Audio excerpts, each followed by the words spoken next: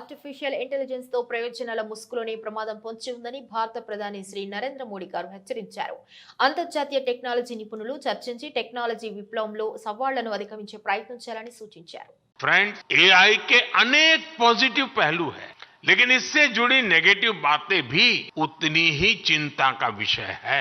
AI 21वीं सदी में विकास का सबसे बड़ा टूल बन सकता है और 21वीं सदी को तबाह करने में भी सबसे बड़ी भूमिका निभा भी सकता है। डीप फेक का चैलेंज आज पूरी दुनिया के सामने। इसके अलावा साइबर सिक्योरिटी, डेटा थेफ्ट और आतंकियों के हाथ में एआई टूल्स के आने का भी बहुत बड़ा खतरा है।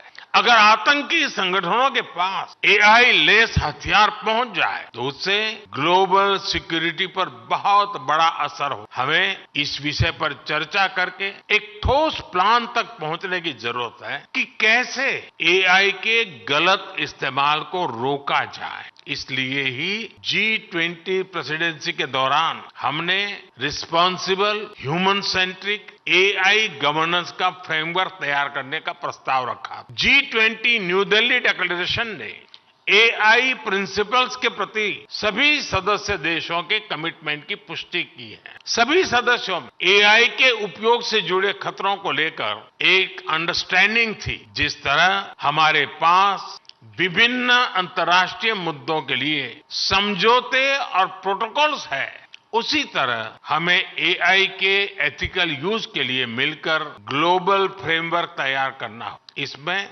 हाई रिस्क या फ्रंटियर एआई टूल्स की टेस्टिंग और डिप्लॉयमेंट के लिए प्रोटोकॉल भी शामिल होगा। इसके लिए कन्विक्शन, कमिटमेंट, कोऑर्डिनेशन और कोलैबोरेशन की सबसे अधिक जरूरत। हमें मिलकर ऐसे कदम उठाने ही होंगे जिससे एआई का रिस्पॉन्सिबल यूज सुनिश्चित हो।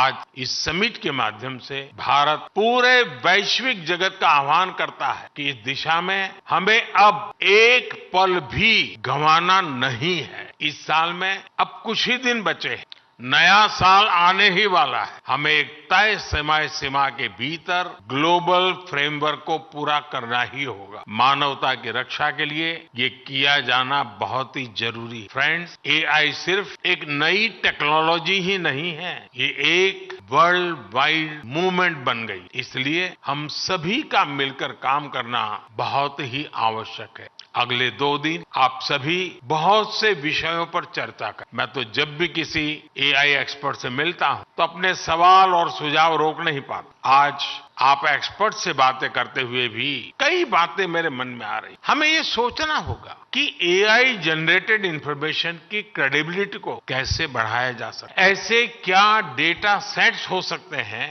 जिनके उपयोग से हम एआई टूल्स को ट्रेन और टेस्ट कर सकते। किसी एआई टूल को मार्केट में रिलीज करने से पहले कितना टेस्ट करना चाहिए, इस पर भी जरूर सोचना चाहिए।